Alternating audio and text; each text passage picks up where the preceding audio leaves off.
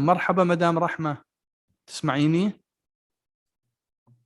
أهلا. هلا على الساعة 3 فيكي تبلش السيشن وتبلشي مع أول متحدث. بالتوفيق. مرحبا. أوكي، شكرا.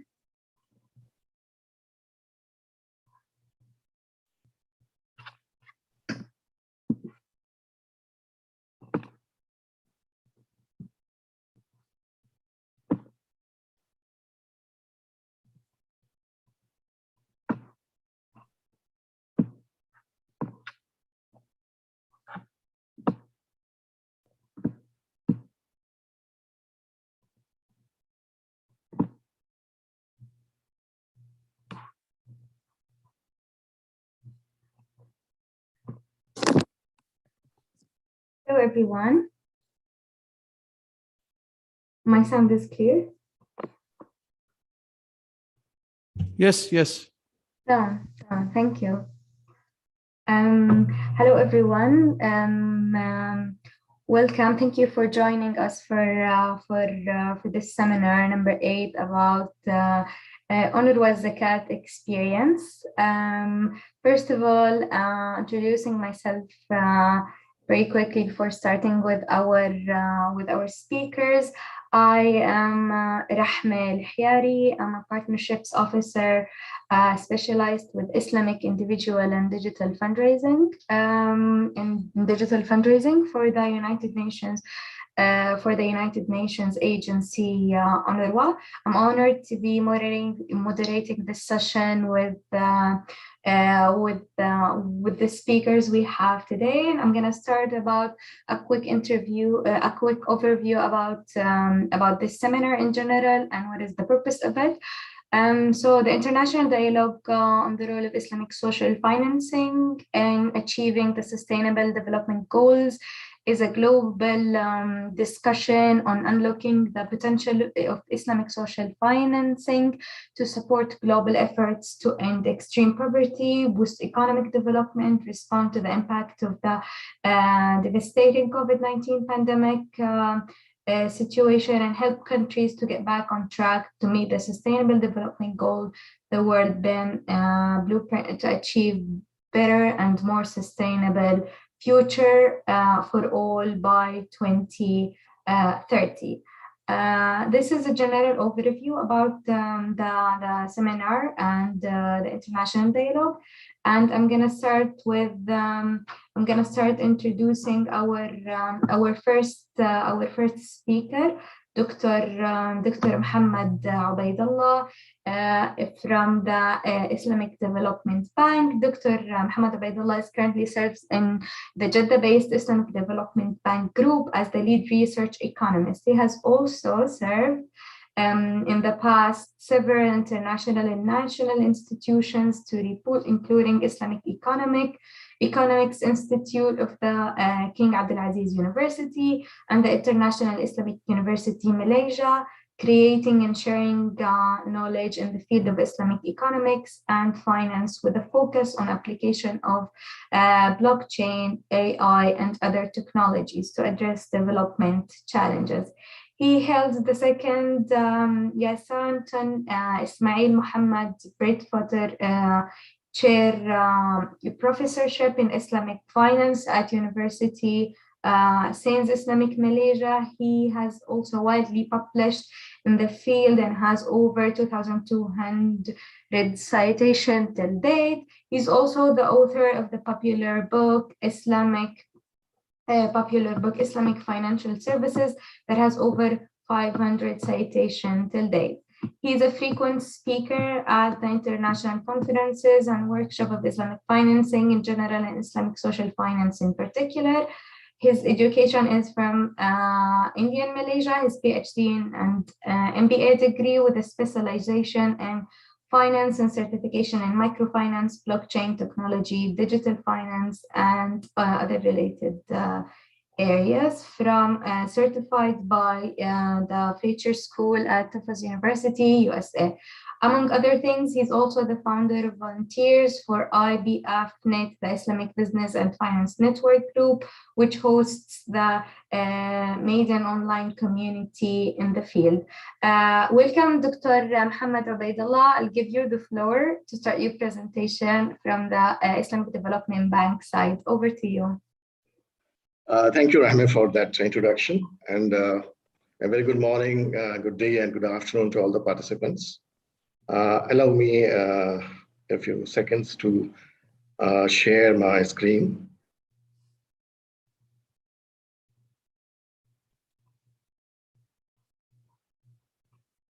Today's brief presentation, I would like to start with a discussion on how emerging technologies like blockchain and AI, they can accelerate the mainstreaming of Islamic social finance sector, and how they can also enhance the impact, the overall impact that everyone is concerned with.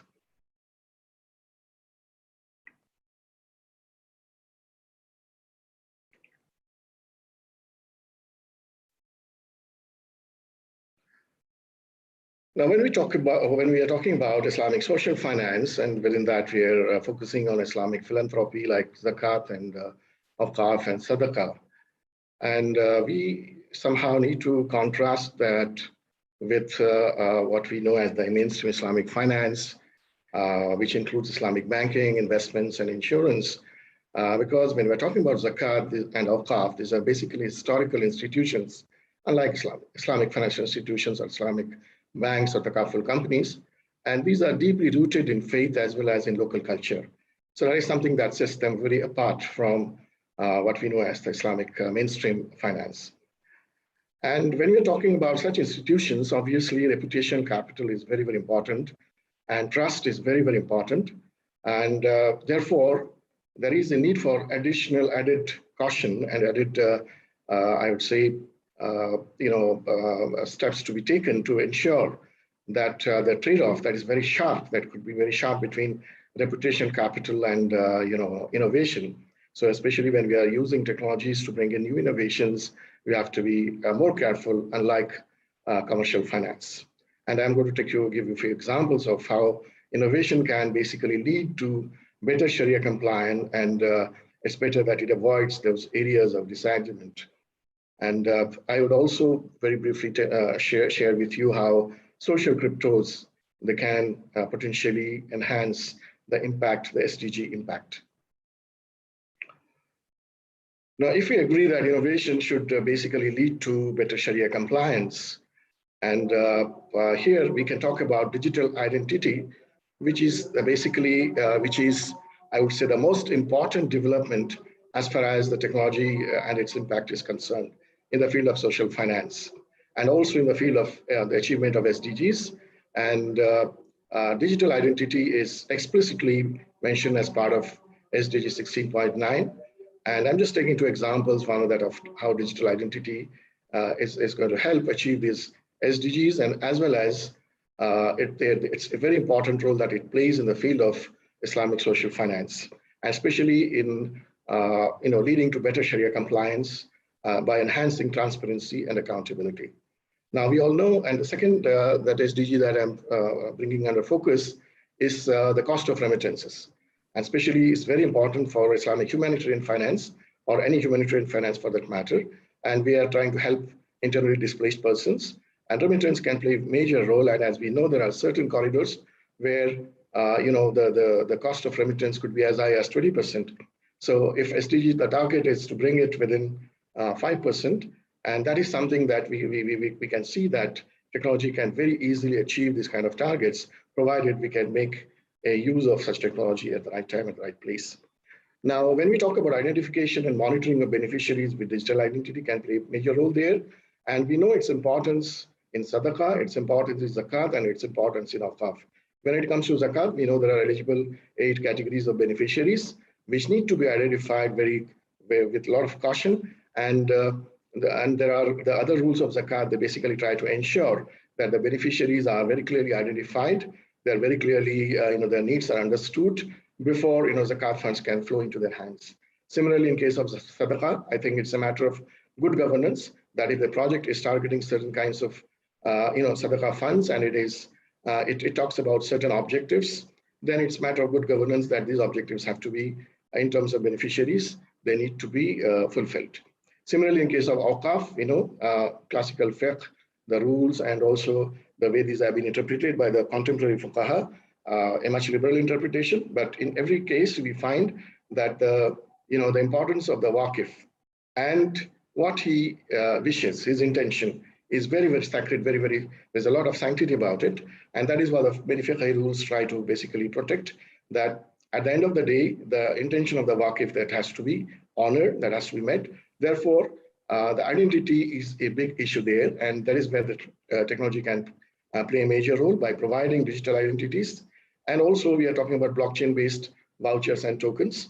And I can share with you one of the patents, very recent patents that Islamic Development Bank Institute has achieved is in the field of blockchain-based vouchers and tokens that basically allows on-chain documentation of information regarding the eligibility, regarding the entitlement packages, and where you are, let's say you are implementing certain systemic benefits like automatic periodic payments. Now, these all can be very effectively and efficiently achieved through the process, through digital identity that is brought about by technology, and also through blockchain-based vouchers and token system.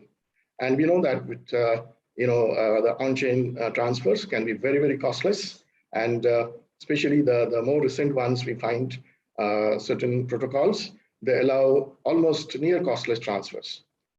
Therefore, use of such technology can really help us achieve what is envisaged under SDG 10.c. Now, the second point that I'd like to highlight is that how innovation should lead to better Sharia compliance. That we see the trend of technology has brought in the trend of platformization, use of platforms. And the use of platforms can certainly enhance transparency and accountability. And that is what goes on to improve Sharia compliance and set the concerns of our Sharia scholars to rest in the matter of utilization of such funds.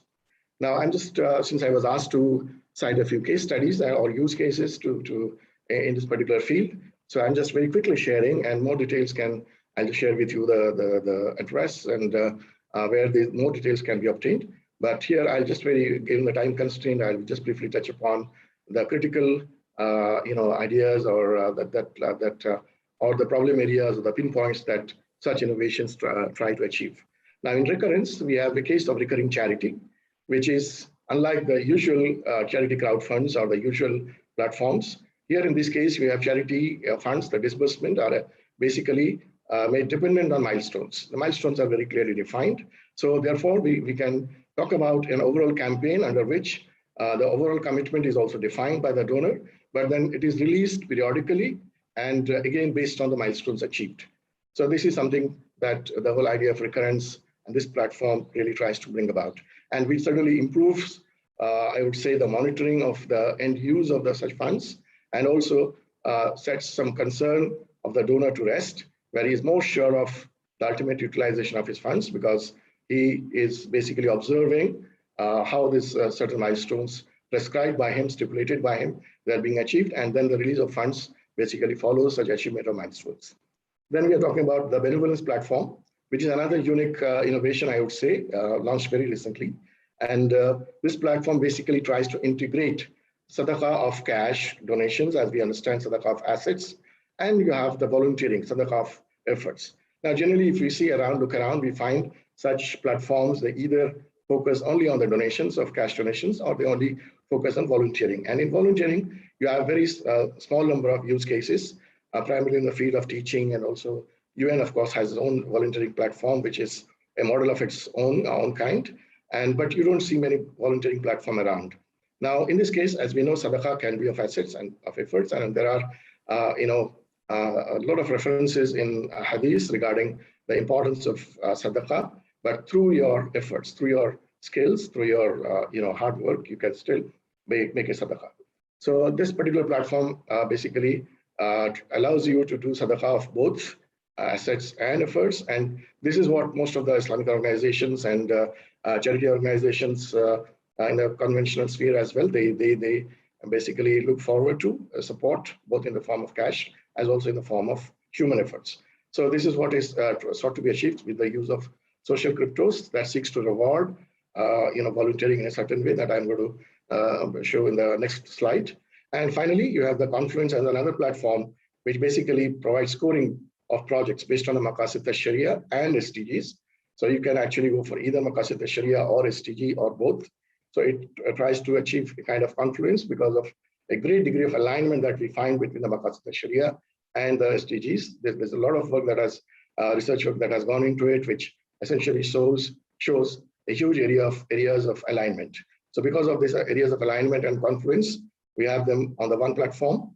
This platform basically goes on to give you a scoring of a particular project based on its achievement with respect to both Maqasid and also SDGs. And it also allows additionally the transfer of impact credits against donations or investments. This is what I'm going to slightly deal in a greater detail to show how it operates with the use of social cryptos and how overall it has an impact of enhancement of the resources.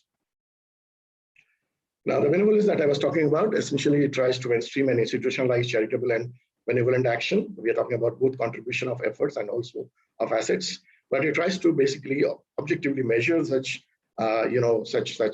contribution and then converts that into tokens of value. And this, when it is converted into tokens of value, basically you are allowing for exchange or for transfer of such tokens of value between volunteers, and they can basically operate in a space of zero remuneration to the market remuneration. So there is normally, conventionally, what we understand by volunteering is that somebody is working at zero cost or free of cost. But the fact of the matter is that anything below market can really bring you in the volunteering framework, and that is what this particular project tries to achieve. And it's unique in the sense that you have social cryptos which are offered as mechanisms to incentivize such actions, and they complete the benevolent space by integrating what are traditionally viewed as two distinct types of actions, and overall they enhance the efficiency and effectiveness of both the process of mobilization and also allocation of such resources. Now, finally, I come to Confluence, or that basically talks about alignment between SDGs and Maqasid al-Sharia, and it uses social cryptos to not only give scores to specific projects in terms of their performance, in terms of their impact, but also it provides a way that those projects which score low in terms of their impact, they can enhance, they can change their risk return and impact profile by getting certain social cryptos transferred into their account from the account of those people who have surplus in terms of impact. So basically it tries attempts a conversion of impact, which is measured against specific metrics. It could be carbon footprints or carbon savings, or it could be in the healthcare sector, it could be ambulance miles, or it could be in renewable energy sector, it could be kilowatt hours. So these are all converted into social cryptos. And projects can earn such cryptos by creating such impact, or they can liquidate. They have already created the impact. They can liquidate their cryptos at the platform to alter their impact score and risk return impact profile. So basically, it's a B2B solution which enables projects to maintain a balanced risk return impact profile in a transparent way. Now, this is just two slides to differentiate between how impact financing is taking place now and how it can take place under the new scheme of things. Here now you find a time gap, between the donation by the impact donor and the final impact that takes place after a time gap, and only after a time gap he gets when the project shares the reports with donors and investors, he gets to know how his donation, what kind of impact it has had. But in the proposed scheme of things, basically we are first creating the impact and then converting them into social cryptos. So social cryptos are available as could be in the form of ambulance miles or carbon savings or kilowatt hours. Now this could be immediately transferred to the account of the impact donor against payment of donations or investments. It could take both the forms. Now within the charity or philanthropy framework, social finance framework, we are talking about donations, which could be easily, quickly exchanged against social cryptos. which basically reflect a certain kind of impact captured in a certain matrix. Now, how the pain points are addressed, how it is done now, and how it is done in the proposed Confluence platform. We can see a large time lag between the donation investment currently between the projects and the impact. In the proposed one, there is a zero time lag between donation and the impact. Similarly, here there is a possible bias or overstatement because the measurement tools are employed by the project owner. In the new scheme, we have measurement tools employed by a third party, which has no incentive to overstate or understate. Similarly, you have this 3 or 4 other additional, benefits, merits under the proposed scheme.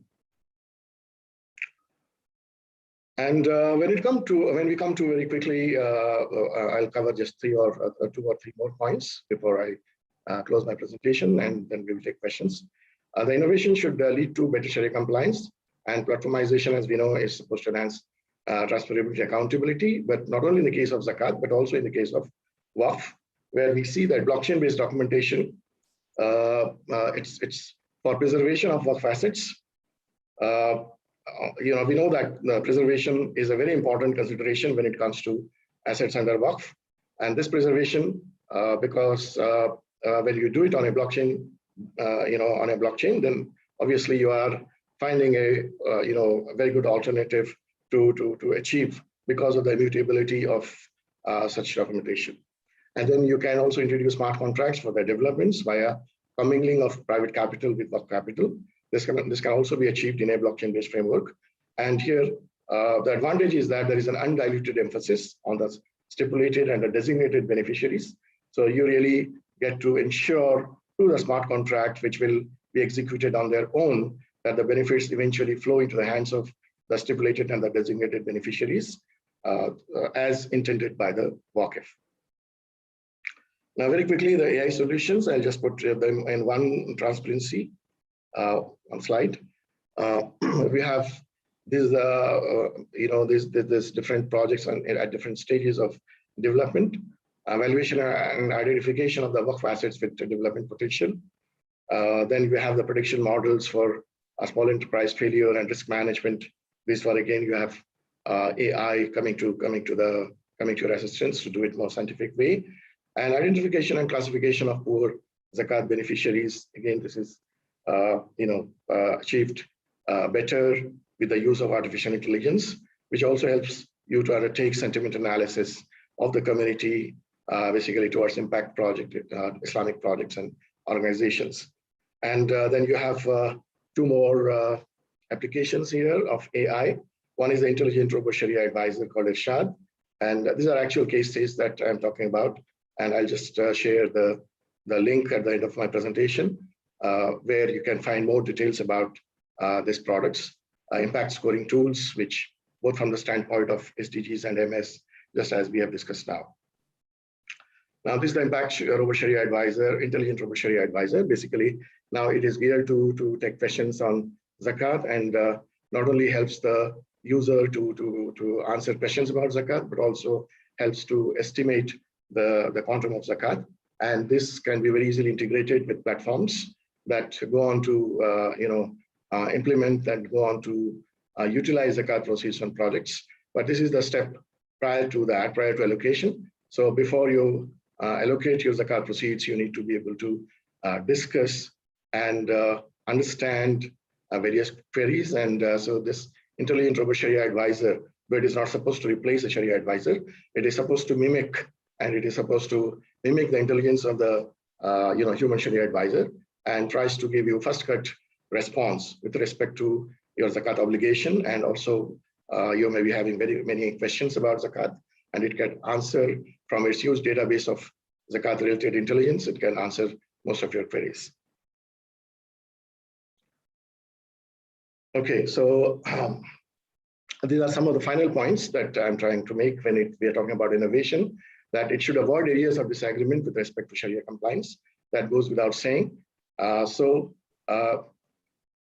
Basically, we can say that there are ongoing debates currently, and which it can contribute such ongoing debates regarding cap on the operational cost to be covered under Zakat, expansion of beneficiary definition, centralized versus decentralized distribution, and conditional versus unconditional distribution.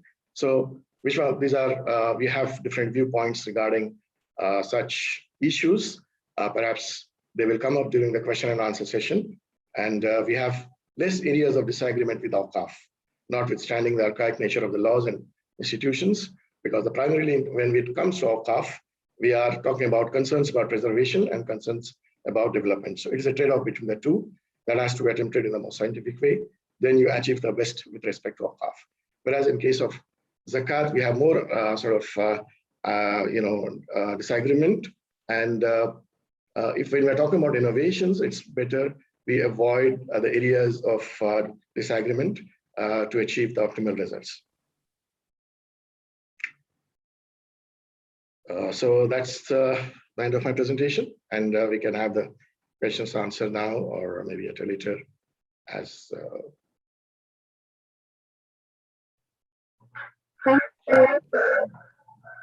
Thank you, Dr. Muhammad Ubaidullah. I'm wondering, we have one question about the link between this strategy that the Islamic Development Bank is adopting and the Islamic Development Bank would work with UNRWA. So can I have the question once again, please? The question is from Muhammad Ahmad, and he's wondering about the link between the strategy that the Islamic Development Bank is adopting and its work with UNRWA. What part of this strategy had been implemented with UNRWA, or any kind of relation between this strategy and UNRWA? Islamic Development Bank, I can answer partially what Islamic Bank has been doing, and we have seen the Islamic Development Bank has gone in a big way into crowdfunding, and we have crowdfunding of projects. Many of these, they come under they are eligible for Zakat, and you have a range of projects there, if you find, from small to large projects, which are many of them are Zakat eligible, and one can contribute Zakat through that. And I wish I could have included a few slides from from such crowd funds, but I didn't quite anticipate that we are dealing with the domain of blockchain as of now, blockchain and artificial intelligence. But Islamic Development Bank, yes, we have crowd funds now, that mobilize funds for small projects, large projects, and there are also many of them are Zakat eligible. And here we have seen there's a definite improvement over the conventional way of dealing with Zakat allocation and Zakat disbursement. Here you have person to person, you can see the project for yourself and get the details, and you can decide for yourself whether it is Zakat eligible. Of course, there is guidance already available, but you can depend on your own scholars if you want to, and then you can decide whether you want to contribute Sadaqah or you want to contribute Zakat to such funds too. And in many cases, the Islamic Development Bank makes a matching contribution of what is mobilized through such crowdfunding. So that actually doubles up the game, in a sense, doubles up the impact, that whatever the crowdfund is basically able to generate through the crowd, through mobilizing funds through the crowd, there's a matching contribution by the Islamic Development Bank, which basically helps to make it more attractive from the standpoint of the project owner as well as the donors. Thank you very much, Dr. Muhammad. And I guess if we would have more questions, we can get back after the presentations of the other speakers. But for now, thank you for answering the question. Thank you for the presentation. Very informative and important. Moving on to our second speaker, Mr. Dr. Azim Kedawi, the Chair and Executive Director of National Zakat Foundation Worldwide. Azim, experienced and proven social entrepreneur, founder of the National Zakat Foundation in the UK. He has grown the model into 5 countries and is focused about establishing Zakat as a genuine and strong tool of contemporary social financing to a further cause of the faith and the faithful. Azim is currently the CEO of Mercy Mission, a global social impact in sector and where he has served for the last decade. From his UK base also, he advised on a number of major Islamic philanthropy concerns from the Zakat strategy for the United Nations Relief and Work Agency to the board of the International Institute of Islamic Business and Finance, where he sits as a member. I'd like to welcome you, Azim, again, and to give you the floor for your presentation.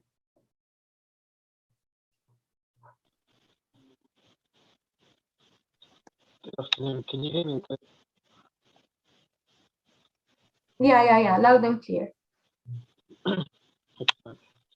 Well, firstly, thank you very much for the opportunity to share some thoughts, ideas, and experiences on Zakat as an Islamic social finance tool, but also the context within which we've been engaged with UNRWA, which has been a very positive experience.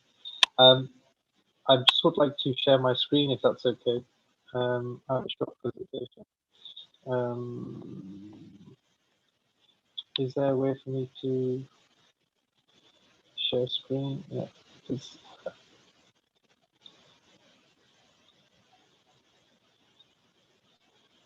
that sharing? Yeah, we can see it. Excellent. Yeah, so my intention over the next kind of 5-10 minutes is to kind of have some reflections on best practice on Zakat and accountability, which I think for all agencies that are related to the collection and distribution of Zakat might be a useful set of reflections. The key to the discussion is understanding where Zakat sits in the social finance spectrum and how to take advantage of it. Sorry, Azim, I think your voice is cutting. Sorry? I'm not sure if it.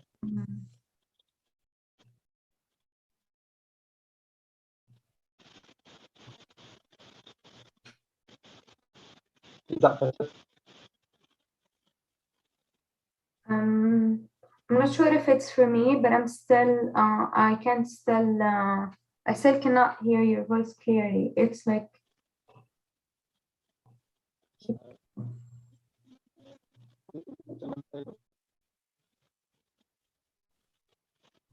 If it's clear for everybody else, I think you can. Okay. It says they can't hear, and the interpreters cannot hear what the speaker is saying. Yeah, I guess there is a problem with the mic. I don't know. I'm not sure. Can I? Okay. Okay, let me just turn off the Okay.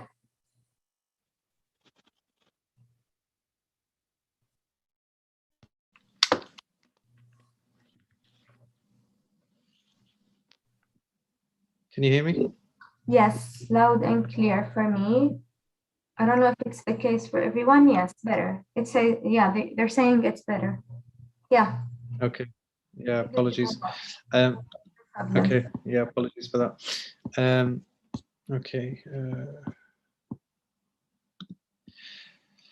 Okay, so I'll start from here again. I'm not sure how much was heard before, but I think the primary question for us all to ask when considering Zakat, like any, I guess, key instrument of finance, is really we've got to understand that how does it work and why is it why has it been constituted the way it has? Because that should allow us to serve the zakat payers in a better way. Now, ultimately, from a zakat perspective, yes, it definitely is a source of funding. It definitely is a source of finance, but ultimately it forms part of a religious obligation for its payer. So it's very different to other forms of charity where people are giving discretionary amounts based on a good that they feel they want to do. From a zakat perspective, this is something that they feel that they must do. It's a pillar of faith, and it's critical. It's managed with those safeguards that those individuals that are trusting the agency with, they are followed, because for them it's a religious obligation.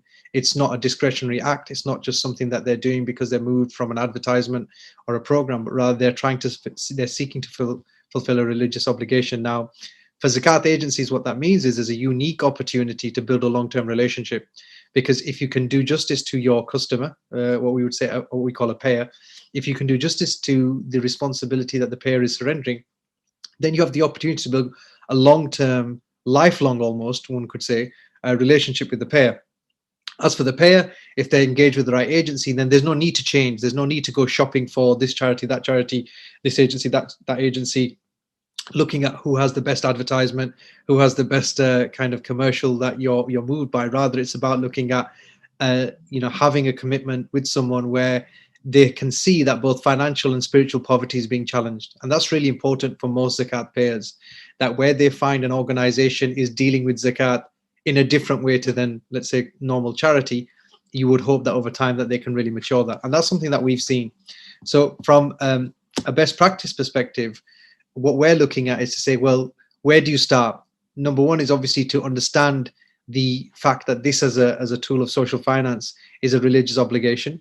Then if it is a religious obligation, which it is to understand, well, what is intended by that. And we for this, we go back to scripture, and scripture makes it very clear who are the beneficiaries of this religious obligation being fulfilled. And we're presented with specific recipients from the Quranic scripture itself. And for an agency then that's seeking to manage this represents a great opportunity to look at strategic change. It allows you to move beyond the emotion of one particular campaign or another, because then you can start building a relationship on how you change the circumstances of a whole community. So regardless if you're looking at from people in Manchester to Mecca or Mogadishu, wherever they are in the world, you can take a municipal or a national approach where you can seek to build the civil infrastructure of a particular location. From an NZF perspective, we're committed to doing that. We work with partners that are wanting to take a smart, strategic, long-term approach, as opposed to just distributing cash funds and seeing them as another way of basically revenue. From a best practice perspective, that means that there needs to be a very different way of dealing with these funds. And for all of us, we really got to look at that there needs to be the search for understanding how these funds different. So why is zakat any different than, say, a grant from the Department of State, a grant from, a big NGO?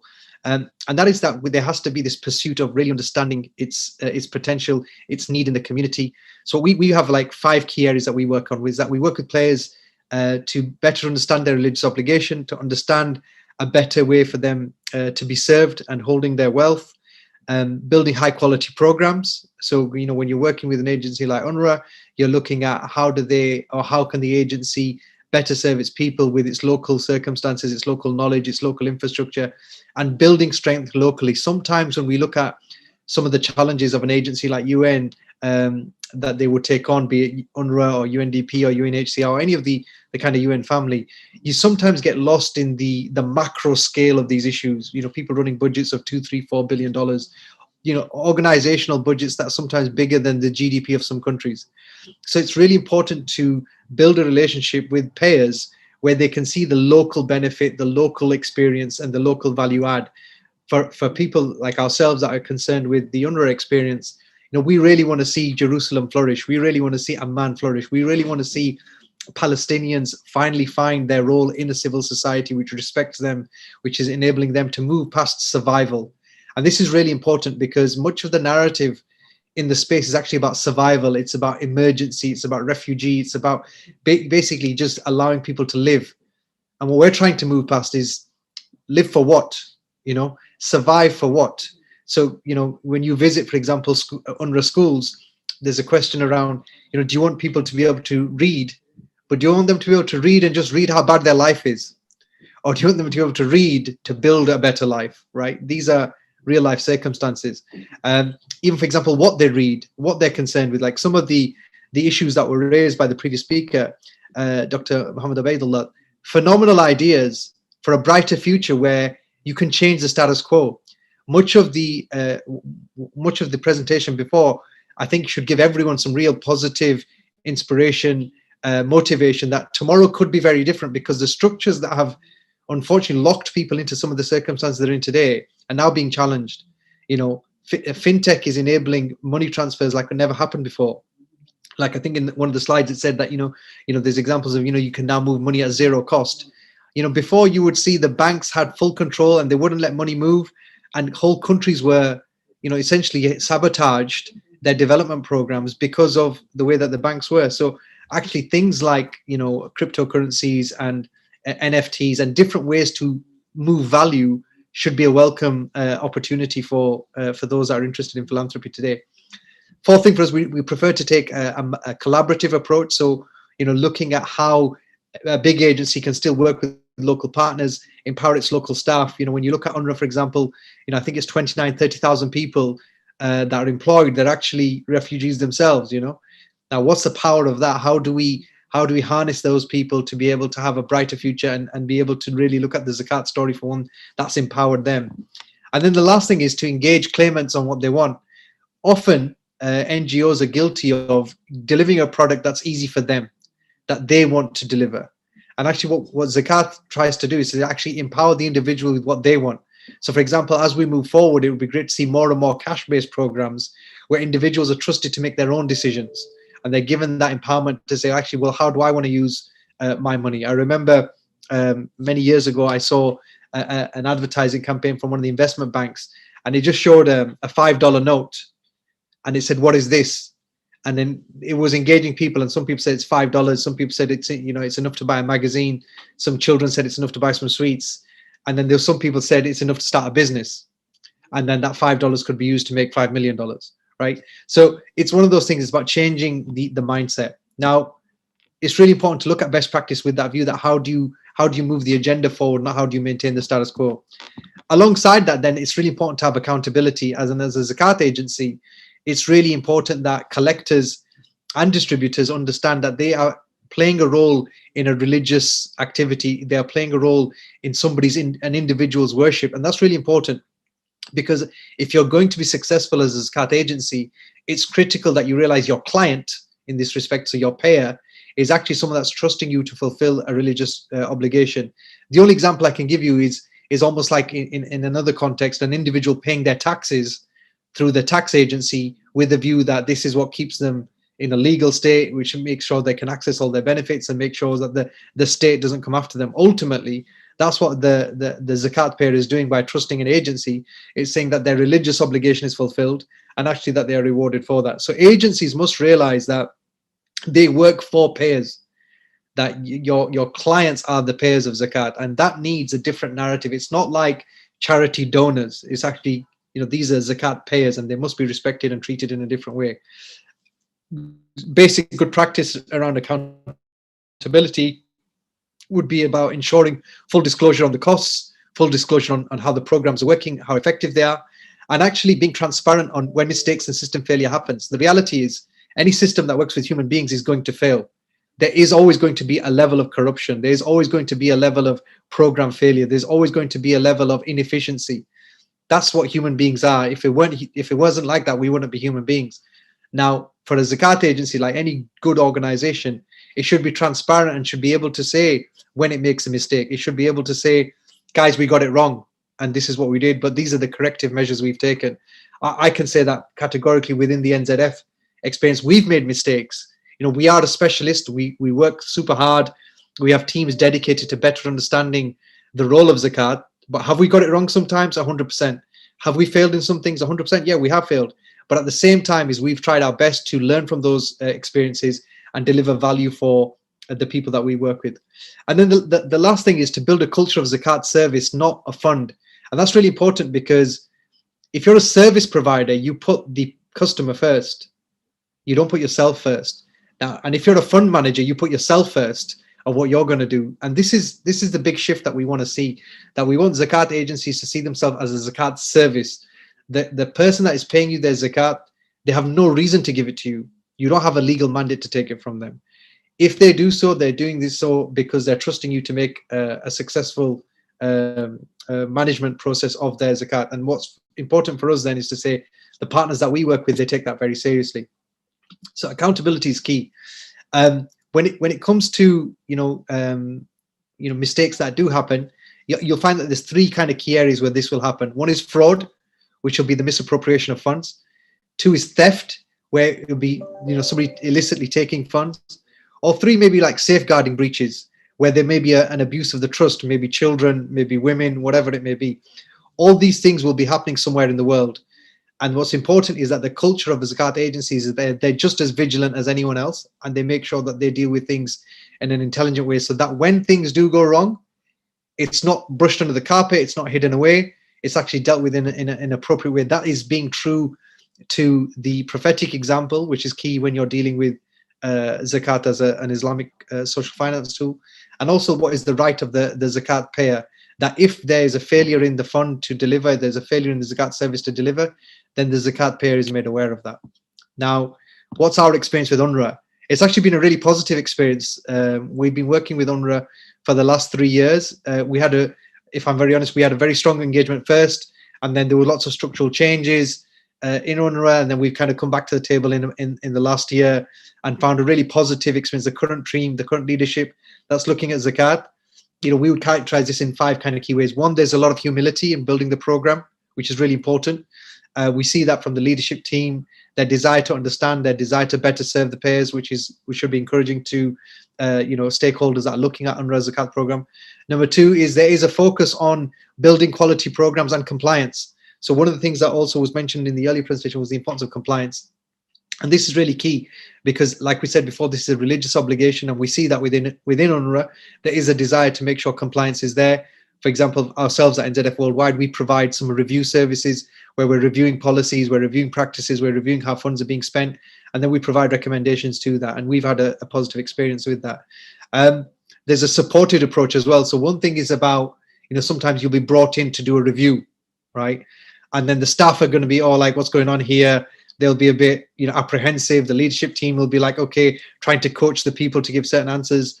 Actually, we found a very different experience in UNRWA. We found a very positive approach to reviewing practice, a genuine desire to understand, a genuine desire to improve. And I think that should be welcomed by all, because we're not saying that UNRWA is the best place in the world for people to give their zakat. What we are saying is that UNRWA is a really good place for you to look at a team that's trying to understand this responsibility better.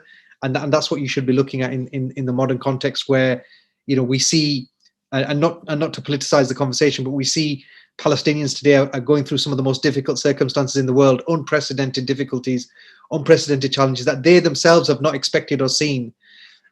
So there's so many new challenges that it makes sense that at least if the people that you're dealing with are genuinely trying to understand those challenges, you would hope that they would be more successful than others. The other thing is to raise, it's a very early stage in UNRWA's zakat journey, so there's lots of potential. And I would encourage, if there are funders and zakat agencies that have joined the call, it would be great for those zakat agencies that are currently collecting to reach out to UNRWA and say, look, how can we work together on programs? Like, I'm a firm believer in collaboration and cooperation. So if there are zakat agencies on the call and they're thinking, okay, well, yeah, we've not considered doing a joint program with UNRWA before, this is a time to do that, because it's the early stage of the fund. It's an early stage of a service emerging that's trying to embrace Islamic social finance and specifically zakat. So why not? You're going to find a good team there that has a lot of desire and will to get it right. So if you're a sovereign zakat fund, if you're a major collector, or you're a family office even, maybe, why not engage and see how you can get some better results. And I just wanted to finish with a basic reflection that, sometimes we get lost in the numbers. We get lost in the technicalities of the Sharia compliance, the $100 million, the $500 million, the $2 billion. And we forget that actually this is a very human thing that's going on. And actually what you want to see in a leadership team is they never lose sight of that individual that's sat in a camp in Amman, that's looking at the trash outside their home and thinking, why don't I have the opportunity to live in a clean neighborhood? Why don't I have the opportunity to have refuse collection in a truck that's bigger than the average person's car in a Western country, right? And they're real issues that we want to deal with. So if you're looking at the Palestinian a Palestinian generation of tomorrow, that you can't expect those children that are growing up in those camps today to have those bigger aspirations unless we're able to do something in a different way. And and like I just found this wonderful tradition of the Prophet Muhammad ﷺ, who said, whoever relieves a Muslim of a burden from the burdens of the world, Allah will relieve a burden from him from the burdens of the Day of Judgment. And this is important because ultimately this is a spiritual transaction. It's founded in Scripture, and if you are going to be a genuine player in the zakat ecosystem, then you've got to be comfortable with this being a religious transaction. And sometimes you find we have this new interest in zakat from many agencies, but they are trying, they're secular agencies. They don't want to be involved with too much religious activity, but they want religious money. And that doesn't make sense. Either you need to be comfortable with the fact that you are seeking to enter somebody's religious, spiritual journey and helping them fulfill a pillar of their religion, fine, take that money. But if it's just a revenue stream, you're probably better off staying away. That's my final comment on that. Thank you very much. Thank you, Dr. Azim, very much. That was very informative, inspiring, but also as an UNRWA member, it was very positive energy giving. So thank you so much for the presentation, for the information, and for the reflection about Dr. Muhammad Ubaidallah's presentation. I'm just gonna ask one question that I have from the participants. There's a question for you, Dr. Azim, about the lessons learned and what advice do you have for others that are just starting their journey as UNRWA with Zakat to be also aligned with the SDGs? Excellent. I mean, I don't know if this is slightly controversial, but my view on the SDGs is that there's a natural fit with SDGs on most things, because if you look at them inherently, they're just calling us all to be decent people, looking out for the basic things. So I think actually if you take a zakat focus first, you'll naturally fulfill 10, 15 SDGs. It's naturally done. The key thing is to understand is what is your role in the zakat journey. And if you look at the zakat journey, there is a payer, so somebody who's paying their zakat. There is the administrator, the agency that is trying to make sure it's dealt with in the best way. And then you have the claimant, the person that is actually seeking to access zakat. And all three of them should be treated with due respect. Payers need to be treated like customers. We need to listen to them, just like when we're going to choose a bank, for example, or any other financial service. I firmly believe zakat payers should be treated like customers of a bank. Yeah. So you should get benefits, you should get updates, you should really understand what your money is doing. As an agency, you need to build the best social finance house in the world. If you want to take on God's money, and that's how I see it, then make sure you can do it in a godly way. You can make sure it's best in class, you have the best staff, you have the best treatment of your staff. Like, that might seem strange, but I think from an SDG perspective, sometimes you only look at the beneficiary, but you forget, what about the people in the middle? And I'll give you a really simple case study. Maybe, for example, when you're looking at poverty relief from an SDG perspective, and you think like everybody should have access to food and basic level income. But what happens if you're paying your cleaners in your office a substandard wage and they can't eat, right? What about if you're not doing justice to your own team from an SDG perspective? It's like we have these weird things where we're sometimes so focused on, like we need to hit this on the SDGs of the people outside, but actually there might be somebody in our own office, who's struggling to eat. Like how crazy would that be? So as an agency, there needs to be some introspection on the spirit behind the SDGs before being lost in the SDGs in all truth.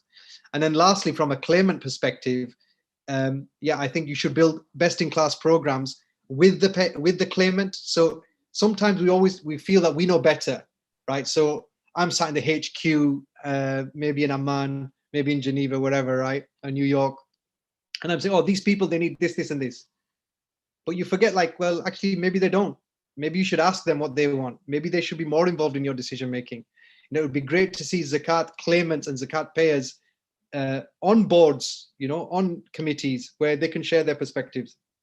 So I think the SDG thing it's a bit of a red herring from a zakat perspective. I believe zakat, well managed, well governed, dealt with in a professional way, automatically hits all the SDGs.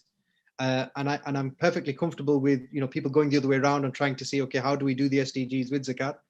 But inherently, I'm a lot more aligned to God's interpretation of how it should be done, in all truth, and welcome the SDGs to be a way to manifest that and to illustrate that. But like I said, I don't know if that's slightly controversial, but I'm a lot more focused on building a great zakat service and feeling pretty confident that that will give you all your SDGs anyway.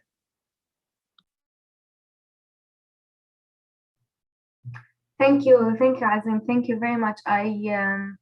I think we all agree about how the zakat as a general concept and an operation should be inclusive of all parts of the technicality of the operation as humans, not only as names and numbers, starting from the payer to the middle party, who is the connector, the connection between the payer and the beneficiary.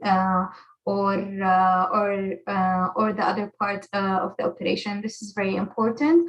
Another question for you is, Azim, during the discussion, you spoke about the sensitivities around religious money and scholar entities collecting it. Do you think that the UN, as a religiously neutral entity, can engage with the religious community on zakat and not violate the concept of neutrality?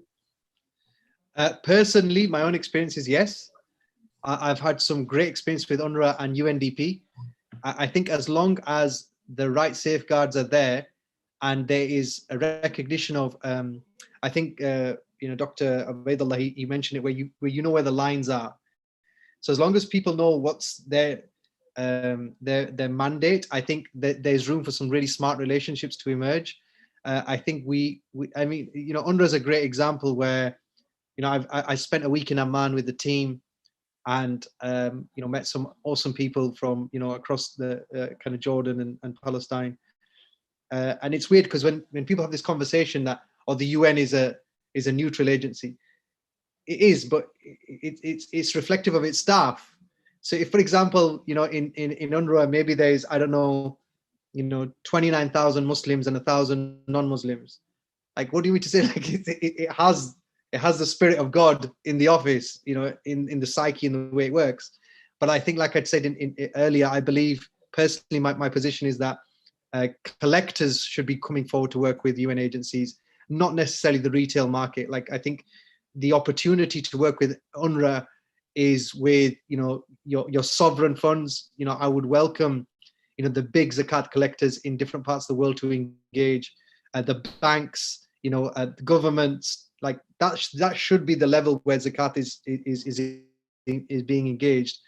And then the safeguards are a lot easier because, like I can say as someone that we have a team, we're working with the UNRWA team on Sharia compliance and meeting zakat standards. I can say it's a very productive professional relationship. I don't have any concerns on that. But I would much prefer for UNRWA to be engaged with dialogue and discussion that was 7, 8, 9 figures in a B2B market, because I think it can do more justice because, without getting political, but you're providing, almost the function of the state in many areas.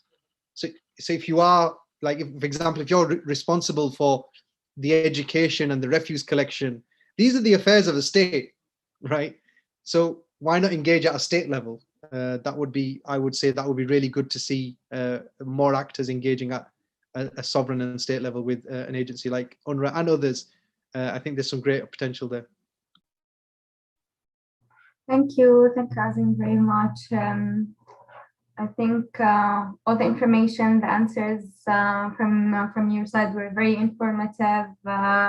Also, it just brought to our minds a lot of more ideas that we're working on and we want to work on, not only, I think, from UNRWA's perspective, but for all the speakers that are trying to understand more about this a new concept to be operated with UN agencies and the international NGO sector.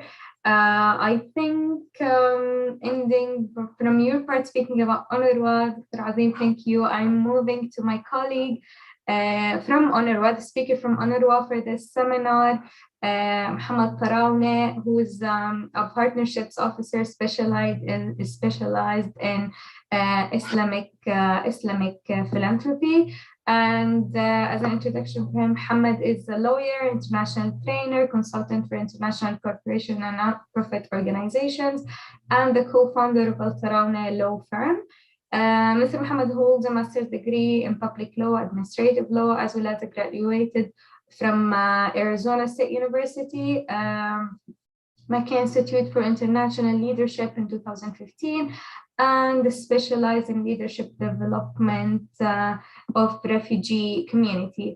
Also, Tarawne also has been gained through his work in Jordan and the United States at the National Youth Leadership Council and IRI Jordan and Quasiscope. Mr. Tarawne also is a member, of certifications and courses in leadership, Sharia law, non-profit, and social entrepreneurship from Harvard University, Arizona State University, and the International Leadership Academy in Germany.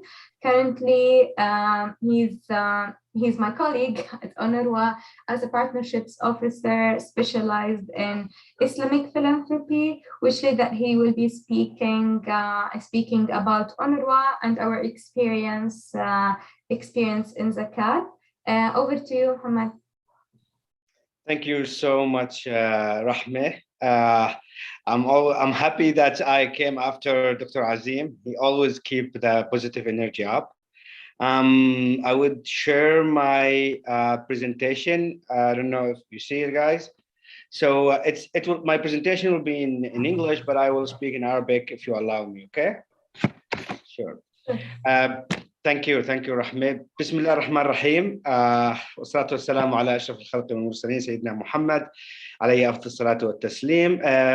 بالبداية بدي أشكر كل من الداعمين والمنظمين لهاي الفعالية، وبدي أشكر جميع الحضور، شرفتونا بتواجدكم، وبدي أشكر كل المتحدثين اللي تحدثوا قبلي على إثراء المساحة والحوار. اليوم راح أحكي أكثر عن تجربة الأونروا في برنامج الزكاة. وقبل ما أبلش البرزنتيشن أكثر عن برنامج الزكاة، بحب أسلط الضوء بشكل عام على برنامج التمويل الإسلامي اللي بتقوده الأونروا بشكل عام. إحنا عندنا 3 برامج إسلامية بالأونروا عم تشتغل عليها بالوقت الحالي. الأول أو خلينا نحكي مصادر أساسية للتمويل الإسلامي. الأول هو الزكاة والوقف، وعندنا الصدقة، وكل نشاط من هاي الأنشطة أو كل برنامج من هاي البرامج له أنشطة مخصصة. فعلى سبيل المثال برنامج الزكاة بيتم جمع الزكاة فيها من خلال الأفراد أو من خلال المؤسسات، ونفس الشيء صدقة ممكن فقط هو من خلال التبرعات الأونلاين ديجيتال فاندريزنج. فهاي هي الصورة العامة. راح نحكي أكثر اليوم عن برنامج الزكاة.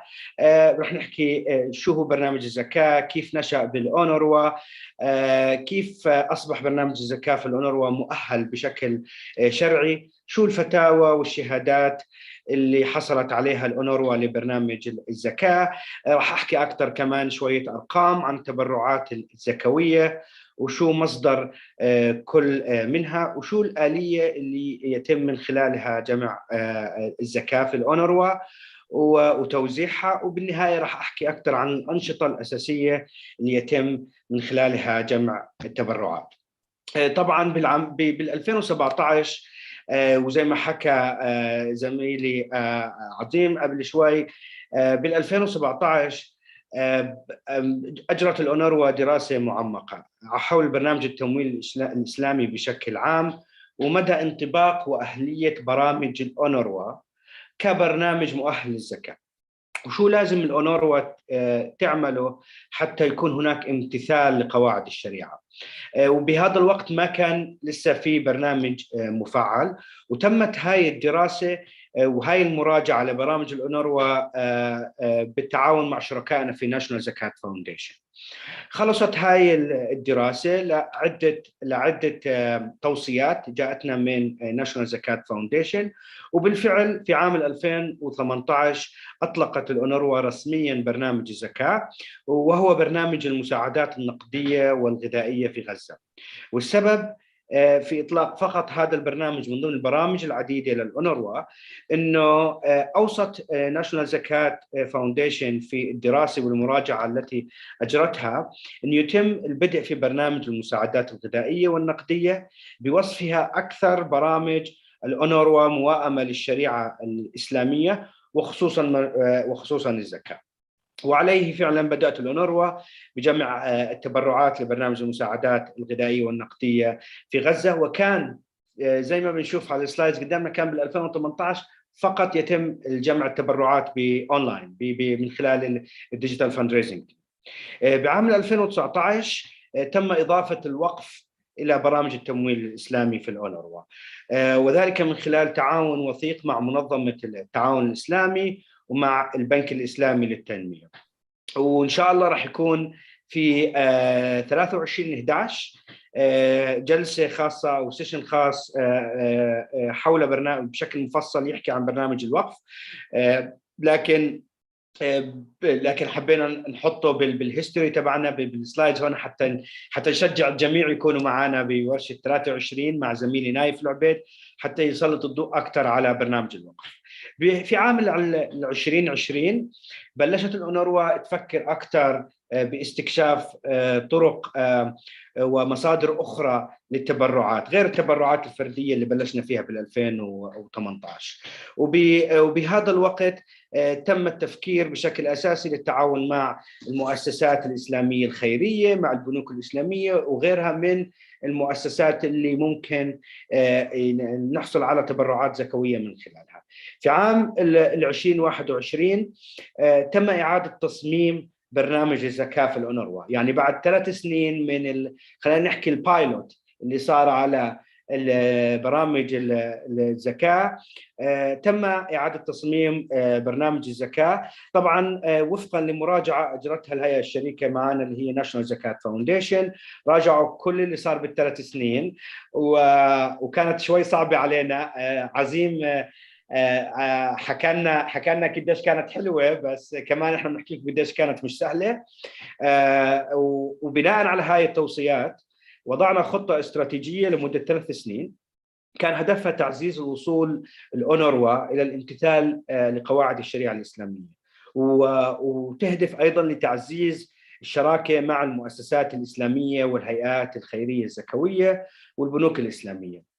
وكمان بال 2021 قامت الأونروا ضمن خطتها الاستراتيجية بإنشاء فريق عمل متخصص داخل دائرة العلاقات الخارجية متخصص في التمويل الإسلامي أقوده أنا، ووضعت مسؤول شراكات متخصص في التمويل الإسلامي داخل فريق جمع التبرعات عبر الأونلاين تقوده زميلتي رحمة.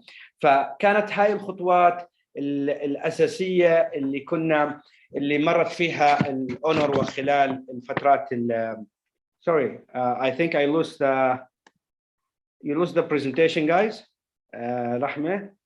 Yes, I think you have to share your screen كمان. Okay, I'm trying to move to the next slide. Okay, sorry.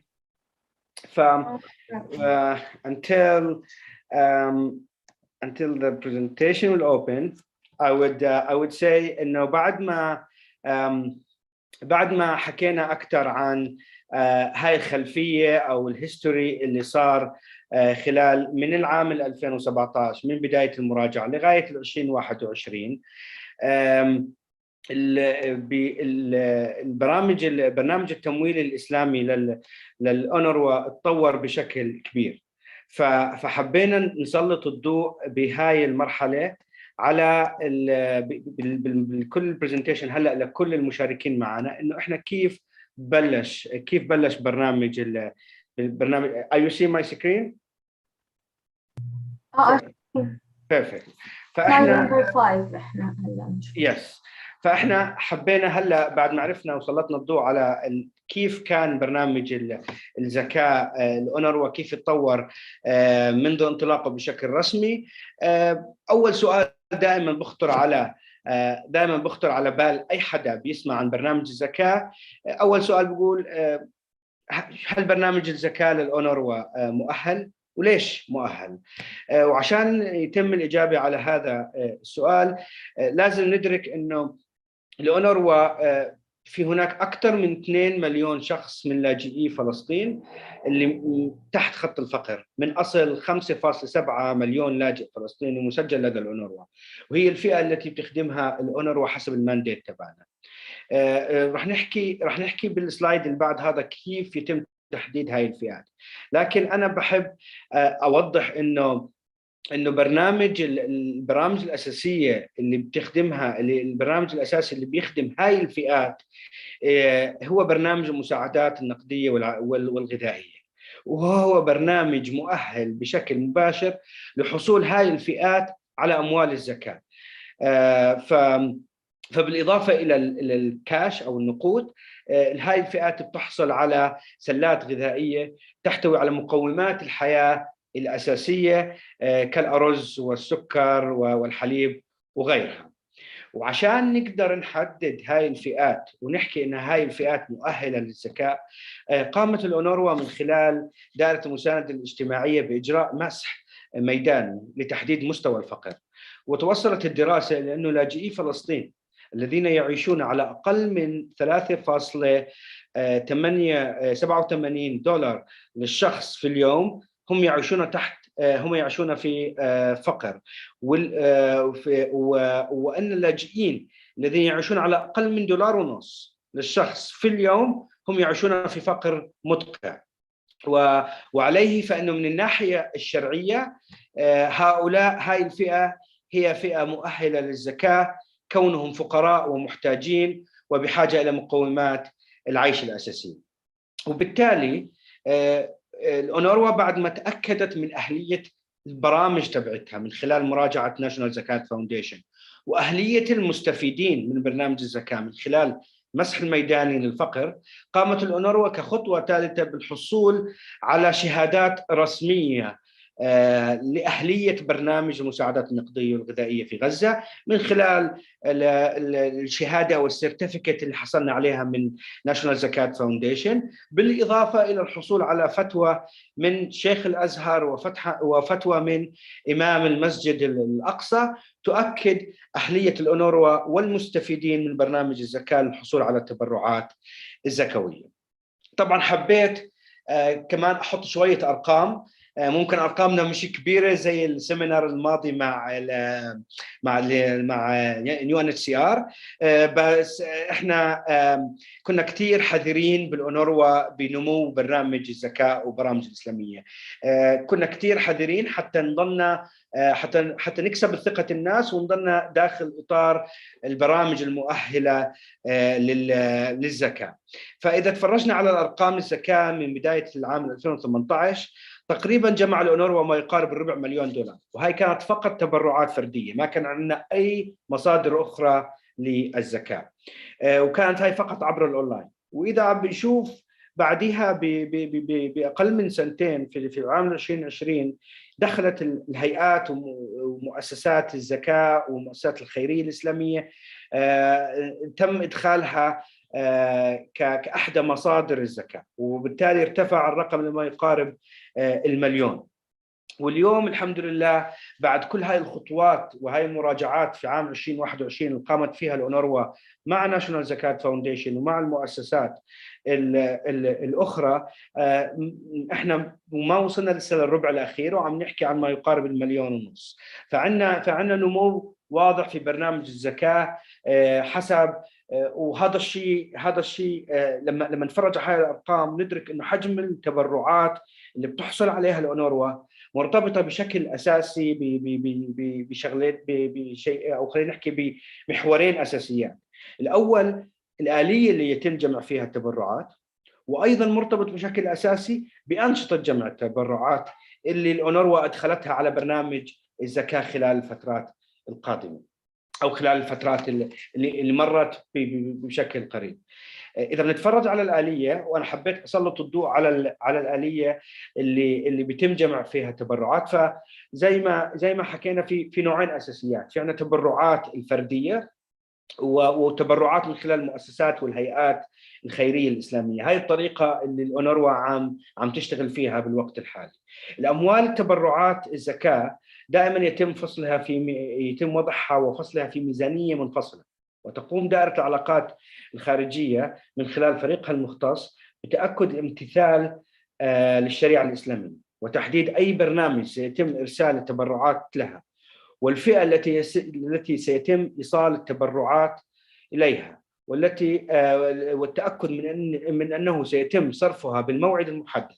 هاي التفاصيل تقوم دائرة العلاقات العامة بالأونروا بالتأكد منها، وإخبار الدوائر الأخرى سواء بالدائرة المالية أو بالفيلد بالميدان لما نتأكد من وصولها للأشخاص المستحقين.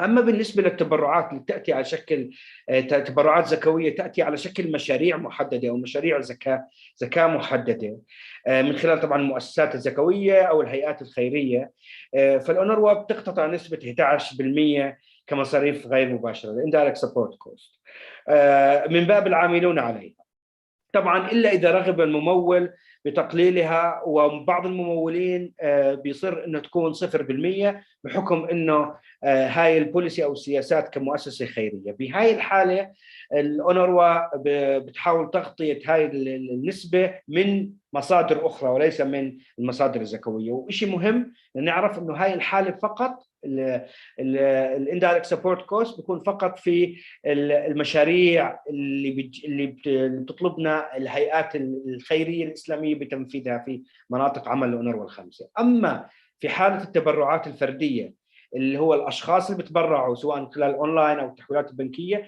فانه 100% من اموال الزكاه اللي بتبرعوا فيها الافراد تذهب جميعا الى برنامج المساعدات النقديه والغذائيه دون اقتطاع اي نسبه، وذلك امتثالا لقواعد الشريعه الاسلاميه. طبعا نحن ندرك في الأونروا ان الآلية اللي يتم جمع الزكاه وصرفها هي العامل الاساسي في زياده تبرعات الأونروا، وعليه فانه في الوقت الحالي تعمل الأونروا وتسعى جاهدة لفتح حساب مصرفي إسلامي خاص بالزكاة والتبرعات الزكوية، بالإضافة إلى حصولها على فتاوى جديدة من مختلف مناطق وعلماء المسلمين المنتشرين حول العالم.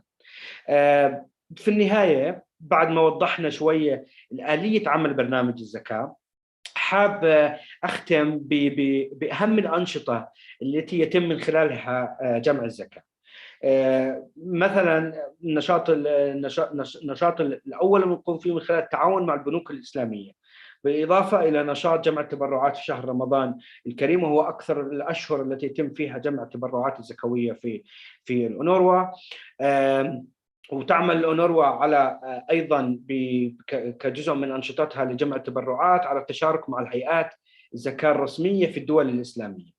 كما أيضا طورت الأونروا خلال ال3 سنين الماضيات شراكتها مع مؤسسات الخيرية الإسلامية. وفي النهاية الأونروا أيضا تقوم بجمع التبرعات من خلال التواصل مع الشبكات والمؤسسات الإسلامية في الدول الغير إسلامية لتشجيعهم على تقديم أموال الزكاة للأونروا. بالنهاية أتمنى أن أكون قد سلطت الضوء على لو بشكل سريع على برنامج الزكاة في الأونروا، وطبعا على الاستعداد للإجابة على أي سؤال أو أي نقاط تفصيلية، بس حبيت أحط كل الحضور بشكل أساسي على كيف إحنا بنفكر في برنامجنا، كيف طورنا، شو مصادرنا، شو أنشطتنا، وشو الآلية اللي بنشتغل عليها. وشكرا لك. Over to you رحمة. شكرا محمد. الله يجزيك الخير. So I have one question from Dr. Muhammad Ayoub that is asking, does UNRWA spend any Zakat fund on operation cost of the program, which is the indirect support cost? No. I know you answered it in a way or another, but over to you if you want to. Yeah, I will. It's okay. يعني بشكل اساسي برجع بس بشكل اساسي بحب اشوف خلي كل الحضور يشوف كيف الأونروا عم بتشوف او كيف بتفكر بالتبرعات الزكويه تبعتنا. اذا كانت جايه من افراد فاحنا متفقين تماما. اليوم انا محمد طراوني معي $1 بدي اتبرع فيه للأونروا، هذا $1 بمباشره بوصل كمساعدات نقديه، ما فيه اي شيء. لكن اذا انا كنت محمد ممثل عن جمعيه اسلاميه وبدي اعطي مثال لشيء صار معنا بالواقع هاي السنه. اول مثال كان انه كان عندنا احدى المؤسسات او الجمعيات الخيريه بدها مشروع تنفذ مشروع في غزه، وهذا المشروع طلبنا فيه indirect support cost 11%. طبعا هم وفق سياستهم فكان مش رح نقدر ناخذ اكثر من 6% من هاي المؤسسه، وخصوصا انه معظم اللي عاملين بالميدان هم لاجئين فلسطينيين وهم مؤهلين للزكاه زيهم زي الفئات اللي عم نحكي عنها. فاخذنا موافقه وتم تنفيذ المشروع وتم اقتطاع نسبه 6%. لكن مؤسسه اخرى قدمتنا منحه بقيمه 411,000 وكانت بدها اياها تروح تبرعات نقديه وغذائيه لغزه، ورفضت انه يتم خصم اي مبلغ. في هاي الحالة تواصلنا مع الإدارة المعنية وتم تغطية هاي التكاليف من مصادر أخرى وليس من قيمة التبرع. $411,000 اللي تم التبرع فيها من هاي المؤسسة راحت 411,000 كمشكل مساعدات نقدية لغزة. فبتمنى يكون هذا المثال وضح كيف إحنا بالأونروا عم نحاول نشتغل بموضوع الindirect support cost. Thank you, Muhammad. I think Azim has also something. Yeah. You want to comment about that part? Please, over to you. Welcome. We have so long discussion about it. Floor is yours.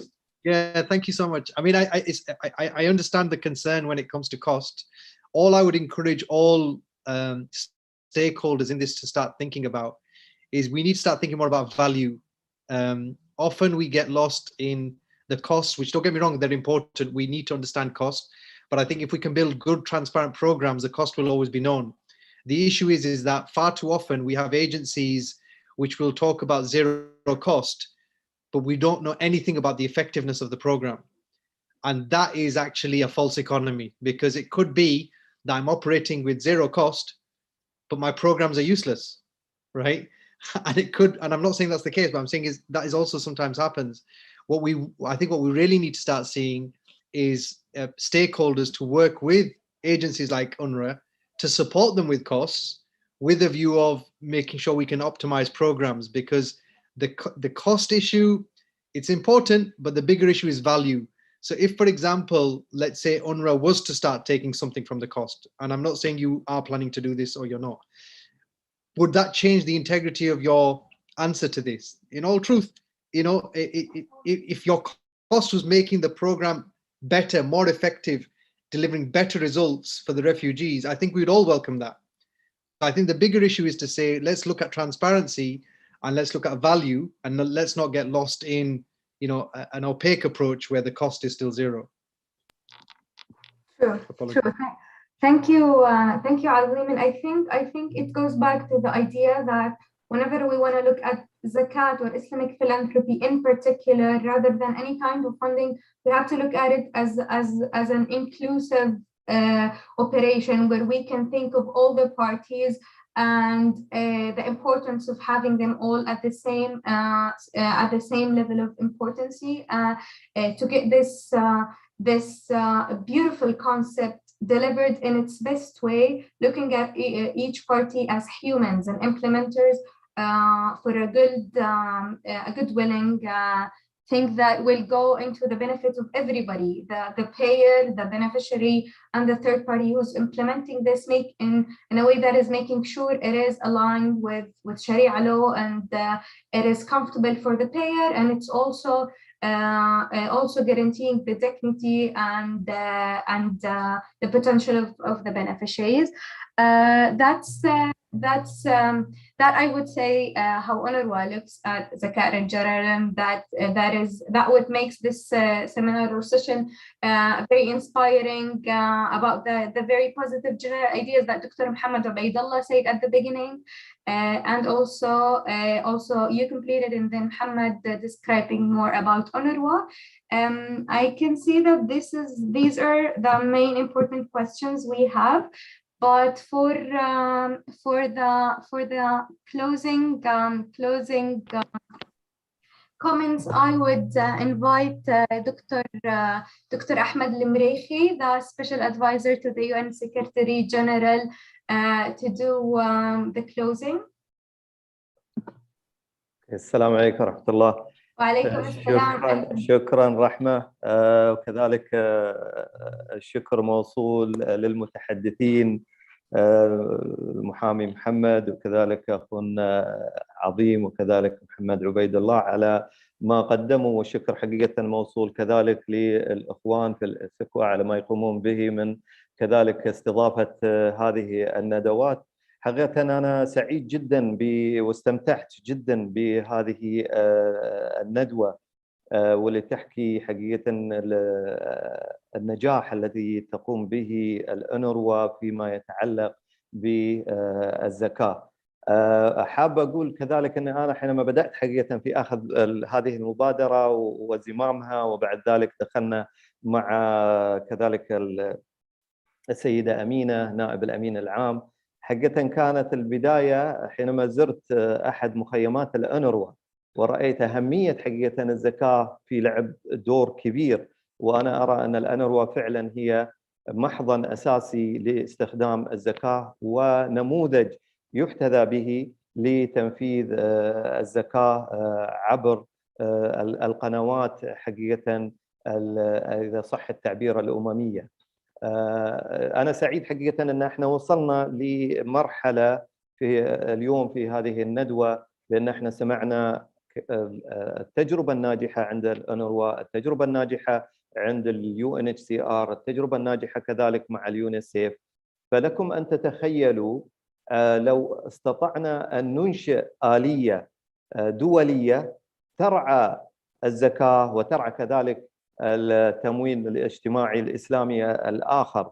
أنا سعيد جدا حقيقة على المومنتم والنشاط الذي قاعد يحدث بوجود يعني ال NGOs أو المنظمات الغير حكومية كذلك معنا، وجود كذلك المنظمات الحكومية، وجود دار الفتوى والفتاوى الكثيرة التي حقيقة حصلنا عليها، يعني مثل ما سمعنا اليوم في الفتاوى التي تم الحصول عليها من خلال الأونروا أو من خلال UNHCR أو من خلال اليونيسيف. في تصوري حينما يكون هناك آلية أممية ترعى شؤون الزكاة وتشجع حقيقة الزكاة ليس فقط من خلال الدول الإسلامية، ولكن الذي نتطلع له حقيقة من خلال المسلمين في كافة أنحاء العالم، لأن حينما يستطيع المسلم أن يجد مكان يقوم بدفع زكاته له،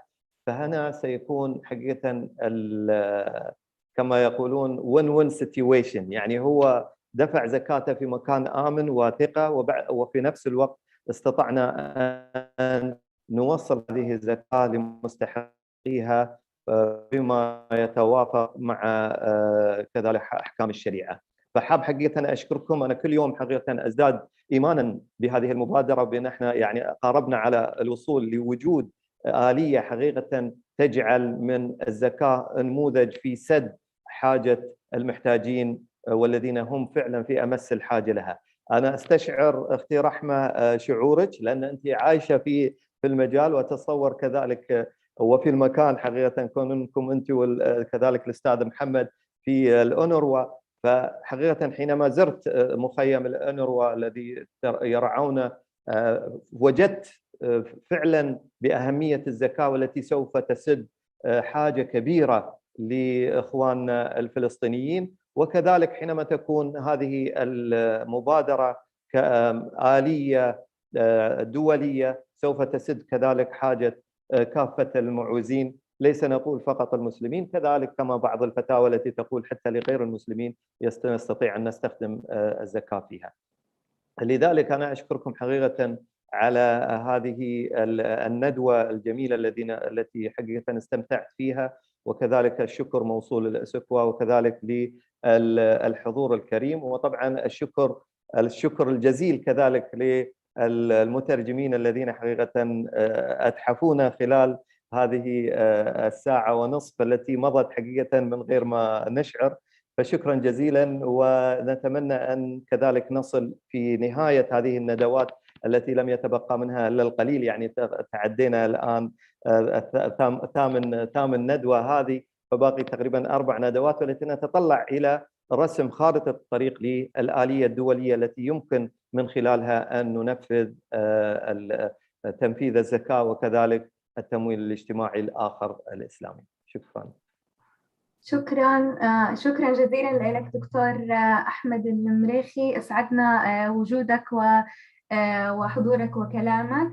And I would also say thank you to all our speakers again, Dr. Mohammed Ubaidullah, Dr. Azim, and Dr. Mohammed Al-Tarauni, and for everybody who participated, asked questions, or later we'll come back to this recording, as this session has been recorded for whoever wants to get the benefit of the information that was shared in this discussion. On behalf of me, Rahma Hyari, on behalf of UNRWA, behalf of all the organizers of this great seminar, I would thank you again for joining, and looking forward to see you in next seminars, inshallah. Have a great day, a great afternoon, or a great evening. Assalamu alaikum. وعليكم السلام ورحمة الله وبركاته. شكرا لكم. وعليكم السلام. شكرا جزيلا.